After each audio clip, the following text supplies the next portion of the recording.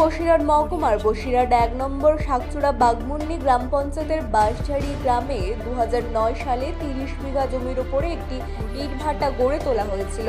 নাজমা পারভিন, আব্দুল আলী মণ্ডল, জাভেদ আলী মোল্লা সহ একাধিক জমির মালিক ভাটা তৈরির জন্য জমি দিয়েছিলেন।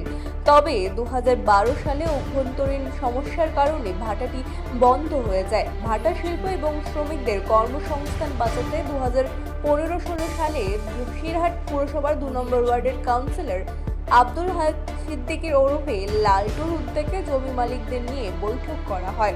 উভয় পক্ষের সম্মতিতে লিখিত চুক্তির মাধ্যমে জমি রেজিস্ট্রি করে ভাটাটি পুনরায় চালু করা হয়। বর্তমানে শক্তি ভাটা নামে পরিচিত ওই ভাটা দীর্ঘ ১২ বছর ধরে পরিচালিত হচ্ছে। সম্প্রতি কয়েকজন জমিদাতা অভিযোগ করেছিলেন যে তাদের জমি জোরপূর্বকভাবে দখল করা হয়েছে এবং ভাটা রায় থেকে তারা কোনো অর্থই পান না। সেই অভিযোগের ভিত্তিতে বসিরহাট পুলিশ সুপার, মহকুমা শাসক, বসিরহাট থানার আইসি, উত্তর ২৪ পরগনার জেলা শাসক এবং ভূমি রাজস্ব দপ্তরের লিখিত অভিযোগও জমা পড়ে। তবে শনিবার অভিযোগকারীরা প্রকাশ্যেই জানান তারা বিষয়টি না বুঝে অভিযোগ করেছেন। ভাটা মালিকের সমস্ত নথিপত্র, রেজিস্ট্রি এবং আইন কাগজপত্র পর্যালোচনা করে তারা বুঝতে পেরেছেন যে জমি আইন মেনেই হস্তান্তর করা হয়েছিল এবং বর্তমান মালিকের কাছে সমস্ত বৈধ কাগজপত্র রয়েছে। অভিযোগকারীদের বক্তব্য, ভাটা শিল্পের সঙ্গে প্রায় ২০,০০০ জন মানুষের জীবন জীবিকা জড়িত। তাই শিল্পটি বাঁচিয়ে রাখার স্বার্থে তারা এই সমস্ত অভিযোগ এবং মামলা প্রত্যাহার করে নেবেন। একই সঙ্গে কাউন্সিলর আব্দুল সিদ্দিকীর কাছে প্রকাশ্যে ক্ষমা চান তারা। এদিকে আব্দুল সিদ্দিকী বলেন, ভাটাটি যখন বন্ধ হয়ে যাওয়ার পরিস্থিতি হয়েছিল তখন শ্রমিক এবং তাদের পরিবারের কথা ভেবেই আমি উদ্যোগ নিই। জমিদাতাদের সম্মতিতে এই জমি রেজিস্ট্রি করা হয়েছে। কেউ যদি ভাটার অংশীদার দায়িত্বের দাবিতে বৈধ নথি দেখাতে পারেন তা অবশ্যই বিবেচনা করা হবে। আমি সম্পূর্ণ বৈধভাবে ভাটা পরিচালনা করছি এবং এই শিল্পের সঙ্গে যুক্ত হাজার হাজার মানুষের কর্মসংস্থান রক্ষার চেষ্টাও করেছি। আজকে দাবি করছি, শুনুন, ব্যাপারটা হচ্ছে আমি অভিযোগ করেছিলাম, এটা সত্য। আইসি সাহেবের কাছে, এসপি সাহেবের কাছে, এসডিওর কাছে অভিযোগ করেছিলাম, কিন্তু বিষয়টা আমাকে আপনি জিনিসটা ব্যাখ্যা করতে দিন একটু।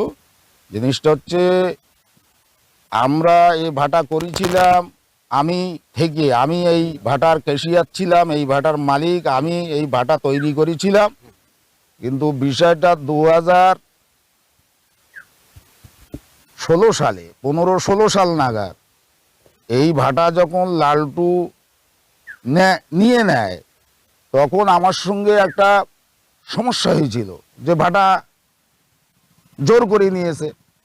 কিন্তু পরবর্তীতে আমি এই কয়েকদিনের মধ্যে জানতে পারলাম যে এই ভাটা আব্দুল হামিদ হাজি সাহেব, ইনি আমার বড় ভাই, ইনি আমার সঙ্গে ছিল, কিন্তু ইনি থেকে লালটুকে এই ভাটা করতে বলেছে এবং বলেছে আমার কোনো দাবি নেই, তুই ভাটাটা পড়ে রয়েছে, ভাটাটা কর, হ্যাঁ ভাটাটা কর।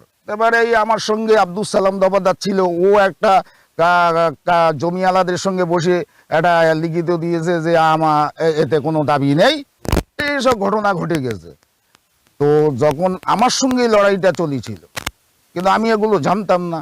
এই না জানার জন্যে এখন আমি তদন্ত করে জানতে পারছি যে এই সত্য ঘটনাটা তো সত্যিই লালটু জোর করে নেয়নি ভাটা। লালটু তোদের কাছ থেকে অনুমতি নিয়ে পরামর্শ করে ভাটা নিয়েছে। তাই আমি লিখিতভাবে, এবং তারপরে লালটু এখানে বসে জমিওয়ালাদের কাছ থেকে রেজিস্ট্রি, লিজ ডিড আমলনামা করেছে। এখন একটা ভাটার এই লিজ ভাটার সমস্যা হচ্ছে, যে লোকটা যার কাছে জমিওয়ালা রেজিস্ট্রি লিজ করে দেয় ভাটা তার, এই আদার্স এইভাবে কাগজপত্রবিহীন তো ভাটা হয় না। এখন আমার নামে কিছু জমি রেজিস্ট্রি আছে, লালটুর নামে জমি রেজিস্ট্রি আছে। তো লালটু আমার সঙ্গে একটা আলোচনায় বসলো, এখানকার এক জায়গায় বসবাস, মানে আমরা পাশাপাশি বসবাস করি, আমরা ওখানে যাই, ওরা এখানে আসে।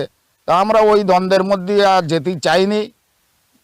মানে এখানকার ৩ তৃণমূলের মেম্বার হান্নান গাজী তানার মধ্যস্থতায় একটা বসাবসি হয় আমার আর লালটুর মধ্যে। বসাবসি হয়ে একটা সমস্যার সমাধান হয়েছে। লালটু ভাটা চালাবে এবং আমার জমি জায়গা যা আছে সব লালটু নিয়েই ভাটা চালাবে, কোনো অসুবিধা নেই এতে। হ্যাঁ, এইবার জমির মালিক তো লালটুর রেজিস্ট্রি করে দিয়েছে, কারণ জমির মালিকের কোনো প্রশ্নই না। এখানে হচ্ছে আগের যে ভাটা মালিক, সেই মালিকের সঙ্গে দ্বন্দ্ব, এখানে জমির পার্টির সঙ্গে দ্বন্দ্ব না। তাহলে মিথ্যে আপনি অভিযোগ করলেন কেন? মানে থানায় বা এসপি? ওটা আমি জানতাম না। আমি আগে জানতাম না। আগে জানতাম লালটু জোর করে নিয়েছে, কিন্তু আমার এই যারা সঙ্গে পার্টনার ছিল এদের সঙ্গে যে আলোচনা করে নিয়েছে এটা আমি আগে জানতাম না। আপনাকে মিসগাইড করা? হ্যাঁ, মিসগাইড করা হয়েছে, তার জন্য আমি অভিযোগপত্র। আলী মন্ডল 2 বছর চালাবার পরে 4 বছর ভাড়াটা বন্ধ থাকে। 4 বছর আমরা কোনো লিস্ট টিস্ট কিছুই পাইনি। আমরা লালটুকে ডেকে এনে ভাড়া দিয়েছি। আমরা এই 11 বছর লালটু চালাচ্ছে, আমরা স্বেচ্ছায় দিয়েছি। আমরা লিস্ট পেয়ে যাচ্ছি 11 বছর, কোনো গ্যাঞ্জাম নেই। এতে জীবন জীবিকা রুজি রোজগার আছে তো? হ্যাঁ, কত তুমি কাজ করো? আমরা 300 মতন লেবার রয়েছে এই বাসঝাড়ি, গাড়ি লোডের লেবার শুধু 300 মতন। ওই 300 মতন লেবার শুধু গাড়ি লোডের লেবার। আপনার এখানে কত জমি? আমার 2 বিঘে জমি আছে। আমরা 4 ভাই 2 বিঘে জমি আছে। আপনার কাছ থেকে জোর করে না, কোনো জোর করে নেই। আমরা স্বেচ্ছায় ডেকে এনে ওনাকে ভাড়া দিচ্ছি। জীবন জীবিকা দিয়েছেন? হ্যাঁ। আর যেটা হচ্ছে কত পরিবার জড়িত আছে এর সঙ্গে? তো জমির পাড়ি ধরো 30 বিঘে জমি যদি থাকে 60 জন আছে, 70 জন হতেই পারে। আর এমনি কত পরিবারের সঙ্গে যুক্ত এই কর্মসংস্থানের সঙ্গে ভাটা ছিল? 300 ওপরে সব। আরো 4টে ঠিকাদার মিল। আমার নাম মোহাম্মদ জাভেদ আলী মোল্লা। এটা সামনে এসছে, তো আমি ভাটা কাউকের কাছ থেকে জোর করে ভাটা আমি নেইনি। ভাটাটা যখন আগের কোম্পানিরা আব্দুল আলী মন্ডল থেকে ভাটাটা তৈরি করে 2009 সালে, ওরা 2 বছর চালাইছিল, এটা সঠিক। 2 বছর চালাবার পরে ভাটাটা যখন বন্ধ হয়ে যায়, ওদের পার্টনারদের মধ্যে নিজেদের মধ্যে মনোপার্থক্যের জন্যই ভাটাটা বন্ধ হয়ে যায়। হওয়ার পর 4 বছর বন্ধ থাকে। থাকার পরে জমির প্রজারা, আমি কিন্তু ভাটা কিনে নিতে আসিনি, জমির প্রজারা আমাকে বাইরে থেকে ডেকে নিয়ে এই ভাটা কিন্তু আমার নামে রেজিস্ট্রি ডিড করে দিয়ে দেয়। তখন আমি পরবর্তীকালে আমার নামে যখন রেজিস্ট্রি করে, পরবর্তীকালে শুনি যে আলিম মণ্ডলের নামেও কিছু জমি এতে রেজিস্ট্রি করা আছে, আদার্স আর কারোর নামে নেই। ভাটাটা আলিম মণ্ডলই নেতৃত্ব ছিল সেই সময়, আমরা সব জানি। তখন আমি বসিরহাট পৌরসভার কাউন্সিলর ছিলাম। তো আমি তারপর জমি পার্টি আমাকে নিয়ে ভাটাটা তৈরি করে, আমি সেইভাবে ভাটাটা চালাচ্ছি। এই ক বছরের মধ্যে কোনো রকম কোনো গোলযোগ ছিল না। হঠাৎ করে একটা মিথ্যে অভিযোগ একটা আমার বিরুদ্ধে নিয়ে আসে। তখন সত্যি কথা বলবো কি, আমি এ নিয়ে অশান্তি না, আমি আমাদের এই বাজ্জারি গ্রাম পঞ্চায়েতের মেম্বার হান্নান গাজী, তিনি, আমি কি বলি, হান্নান আমি কোনো অশান্তিতে চাই না। তার কারণ হচ্ছে যে কোনোভাবে একটা শান্তিপূর্ণভাবে তুই একটা মেম্বার আছিস, তুই একটা সেভাবে মেটা। তখন আব্দুল আলিমকে হান্নান গাজীর বাড়িতে ডাক করায়, আমার ডেকে ওখান থেকে আলিম ভাইকে সমস্ত কাগজপত্র দেখায় যে ওরা যে অভিযোগটা যেগুলো ওরা করেছিল এই ভাটার কাগজপত্রের মধ্যে কিছু ছিল না। এই যেটুকু আছে আব্দুল আলিমের নামে আছে। সেটা আমার মনে হয় ধরে না, এই ভাটার 30 বিঘে জমি, তার মধ্যে 2 বিঘে 5 কাঠা জমি আমার, 18 বিঘে জমি, 18 থেকে 20 বিঘে জমি, 18 থেকে 20 বিঘে জমি আমার নামে রেজিস্ট্রি ডিড করা আছে। আর ব্যালেন্সটা আব্দুল আলিমের নামে আছে। তো যাই হোক, আমি যে সময় ভাটা বন্ধ ছিল 4 বছর, এই জমি প্রজারা এরা থেকে সেই সময় এরা 1 কপি এসপি অফিসে, 1 কপি থানায়, তারপরে 1 কপি আমাদের বিডিও অফিসে, তার রিসিভ কপিও আমার কাছে সব আছে।